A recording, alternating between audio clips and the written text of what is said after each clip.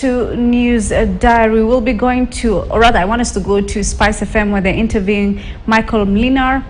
He's the Deputy Executive Director of UN Habitat, and they are discussing why we must prioritize sustainable urban development. Let's listen in. Practice and life has shown us that if we want to not only accelerate but improve on the implementation of all SDGs, the 2030 agenda, we need to bring them down to the local level, which is a key message that also resonated during the assembly, and where UN Habitat has been playing a strong role within the whole UN system, because there is the so-called Local 2030 coalition within the UN, which is co-chaired on a permanent basis by UN Habitat, and then there is always another UN agency that is the second rotating co-chair. But on practical terms, for example, in terms of informal settlements or slums, if you will, slums are a housing issue. Yep. And of course, also a governing issue. It is obvious that when we see that the slum challenges persist and that we cannot fix the problem, not only in Kenya, they exist in other parts of Africa, but in other parts of the world as well. And by the way, there are also linkages to homelessness, which is a challenging phenomenon also for many developed countries. So, you know, all these issues really need to be addressed as part of our housing policies. And if housing policies fail, then we continue facing the slum issue. That's just one example. In relation to people-centered smart cities, Kenya, in fact, has so much to offer on some of the urban innovations, if you will, or some of the digital solutions that constitute what we call smart cities. UN Habitat will now be developing, on the basis of the resolution that was adopted, international guidelines for people-centered smart cities. And we hope that those will be very useful, not only for the national governments, but also for local and regional authorities that can take advantage. And these efforts serve in many cases as a boost to the governors, the mayors, that can have better access to financing, to investment, and through partnerships with different stakeholders, they can advance. We give them additional tools at their disposal. We work very closely with many mayors and governors organizations, including one which is called United Cities and Local Governments, which is a global association of local and regional governments, and it is through them that we are able to advise on these important things. In fact, UN is preparing for September of 2024 the Summit of the Future. You may have noticed that just earlier this week, UN concluded in New York the SDG Summit, where UN Habitat was in charge of one of the 12 high-impact initiatives precisely on localization of SDGs. But we are already working further, preparing for the Summit of the Future, and as an absolutely central component of the Summit of the Future will be how to involve the local and regional governments in our multilateral discussions more. If we need a reminder, I would say that that we have seen during the pandemic how important the role of the local and regional authorities was in addressing the challenges, and in particular in delivering the services to the people.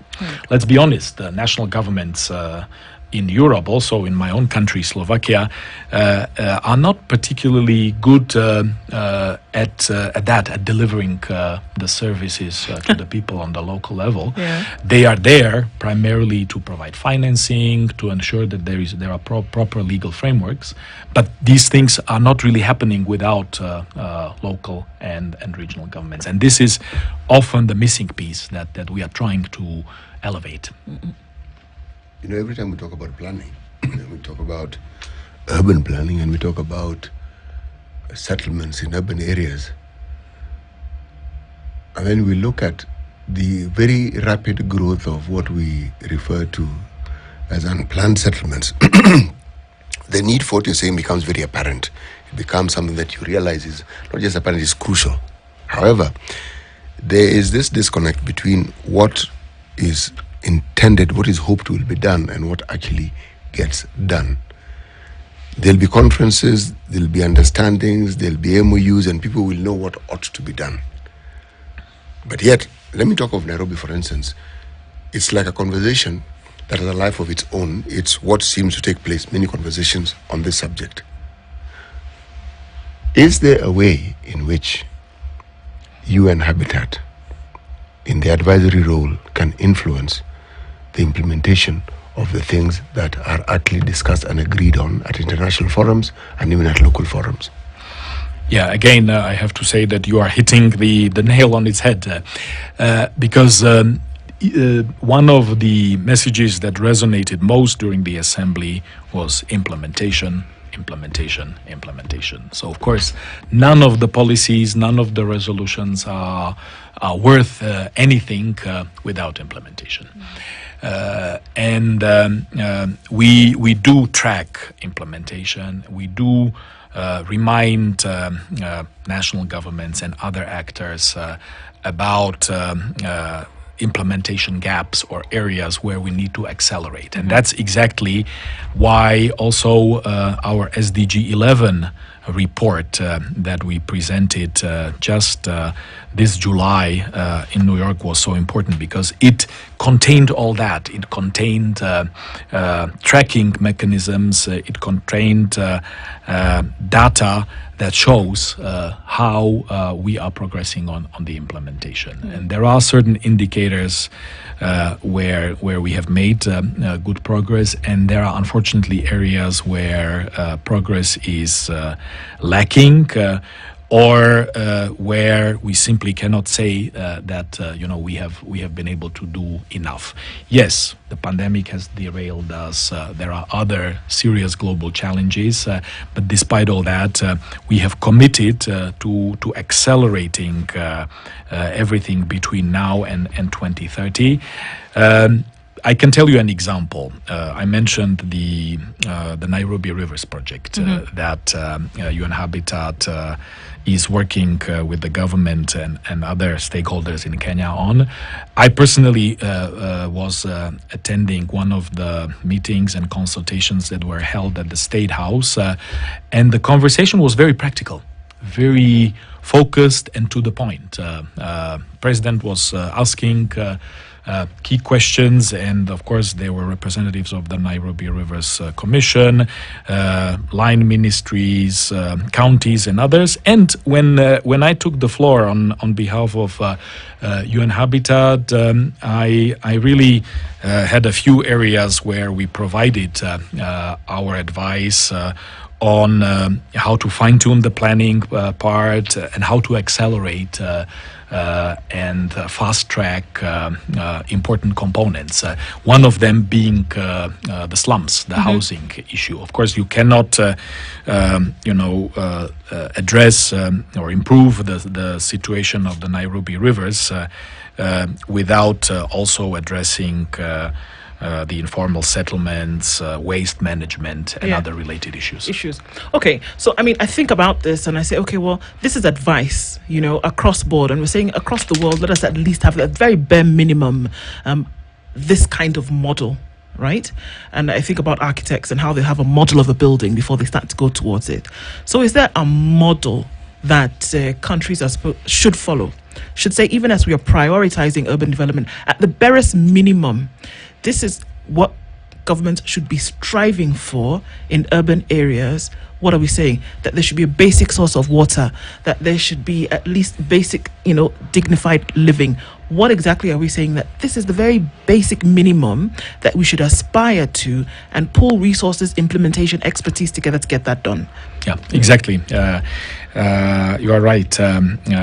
There is, of course, no one size fits all, because conditions are different, and we do publish reports, advice, and a lot of documents that we make available to our partners. We have the so-called Urban Lab, which is kind of our center of excellence, which, by the way, we want to upgrade and turn it into a real-life center where people, students, architects, academicians, governors, mayors will be able to come and to work with our experts firsthand, and be able to potentially simulate some developments, or take inspiration from what has already been done in other places. This is what we promote: the partnerships, the experience sharing, and of course, for any given situation, we are able to give specific advice. And as I said, we want to upgrade the Urban Lab and make it even more useful and practical. I would like to mention that October for us is what we call Urban October. Okay. It's the month of the year where we try to do these awareness-raising campaigns, and where we promote sustainable solutions, in particular for our cities, but not only for our cities. And you have kindly mentioned the urban-rural nexus, which I can come back to if there is time. So the first Monday of October, 2nd of October, we have the World Habitat Day. And the last day of October, 31st of October, is World Cities Day. And of course, throughout the month of October, we will be doing exactly that, engaging, publishing information, inviting our partners to further conversations with us, going to universities and other places. I can also add that actually the World Habitat Day globally will be celebrated on the 2nd of October in Baku, Azerbaijan, that this year has been given that privilege. And the World Cities Day at the end of October will be celebrated in Üsküdar, Istanbul, Turkey. So, this is the global celebrations that we are preparing. On urban, rural, this is really at the absolute center of our everyday work. Sometimes there is maybe a misperception, and I have heard it from colleagues or from various stakeholders, that we are kind of quote unquote dragging people from rural areas, bringing into them cities. to the urban. Yes, and of course that's not the case. As you said, the need there is how to ensure that proper municipal services are provided, basic services are provided to our people wherever they live, whether they are in the cities or in the country, and we do need people to live in the villages. They of course need to continue working on their farms and doing other jobs that are not necessarily located in the cities, but that's the question. And we are indeed also providing our advice in that particular direction, how to improve the basic services in any given places. And of course, that's also part of the contribution of ensuring that we can keep the rapid urbanization under control, and that it doesn't spin in a pace that is difficult to keep under control. Yeah. Do you also work and collaborate with financial institutions, local or international? I ask because everything we're talking about here involves money. Yeah, absolutely. Without the financing, it's a nice discussion work. point. Yes, I should repeat our 3 priorities and 2 enablers. Priorities are housing, climate, and urban crisis, and the 2 enablers are localization and financing. So, of course, that captures well, I think, that focus. Indeed, we do work with partners, including with the IFIs, the international financial institutions. In fact, on Monday, I will be meeting with the Vice President of the World Bank for Sustainable Development in Washington, D.C., because we are rebuilding our strong partnership with the World Bank in particular. Earlier in July, I was in Paris at the OECD. OECD is yet another important partner for us in terms of ensuring that we design proper solutions that are implementable and that can be financed.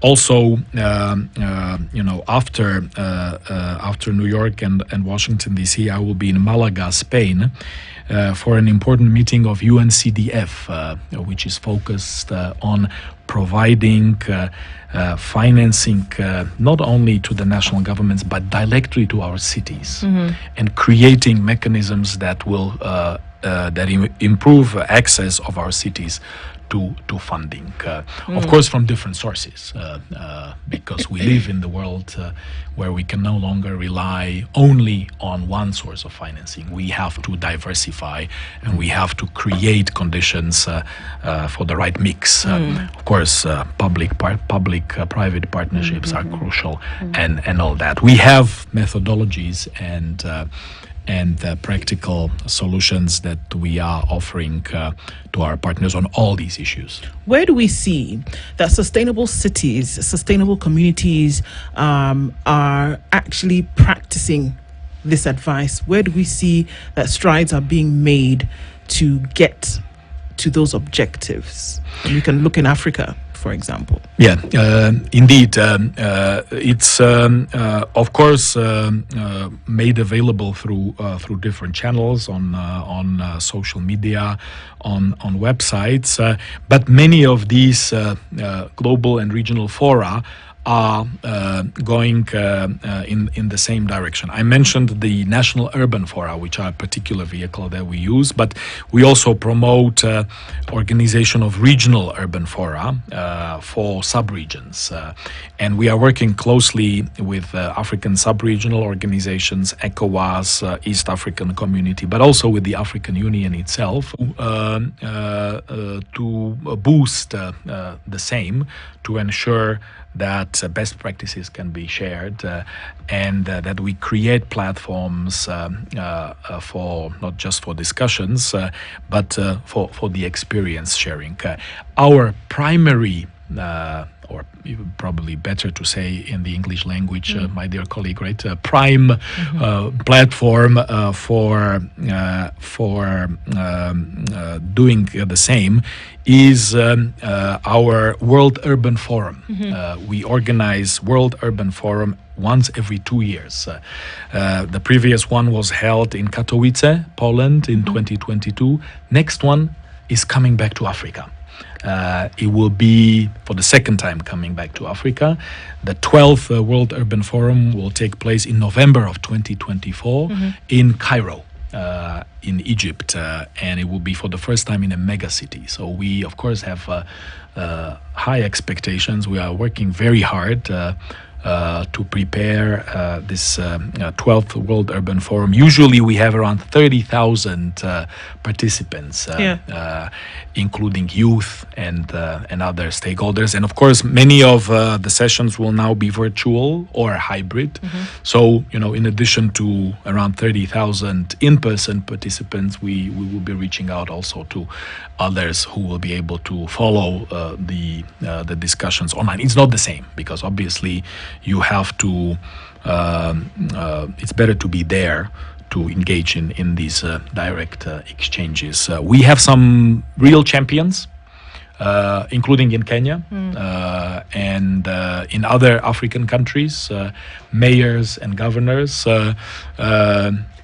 Madam Mayor of Banjul in the Gambia is one of the best advocates that you can wish for in terms of sustainable urban development. I will not mention Kenyans because I don't want to mention one and leave out somebody else. So I think it would be wiser to mention others that work with us a lot.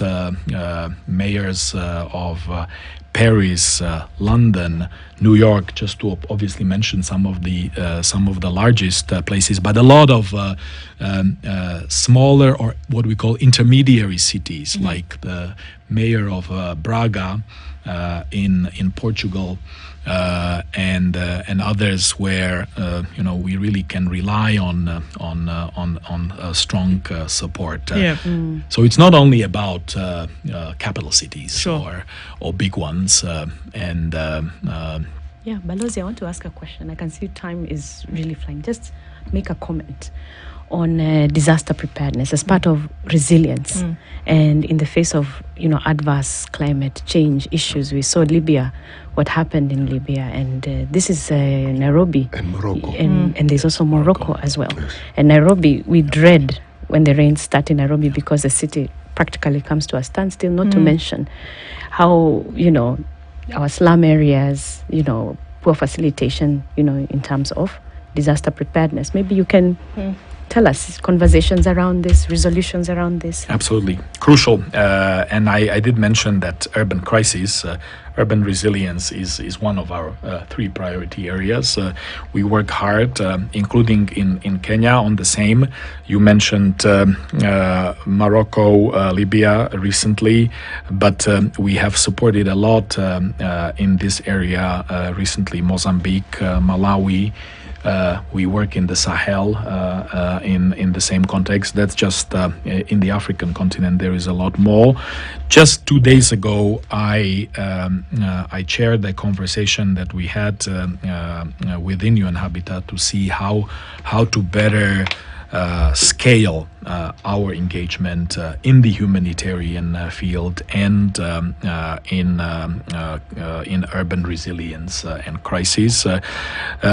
Solutions are obvious. We have to design such policies that take into account the disaster preparedness, meaning prevention measures and mitigation. Of course, a lot of that is related to climate change. So resilience and climate change are siblings that we have to address together.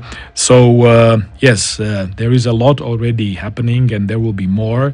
And in fact, I can even add, even though it has not been officially announced yet, that early next year, we as UN Habitat will be hosting representatives of all UN humanitarian agencies for this conversation. We have agreed with the Office of Coordination of Humanitarian Affairs from New York that we will bring the next conversation to Nairobi, to focus on the same. That will be fantastic to see.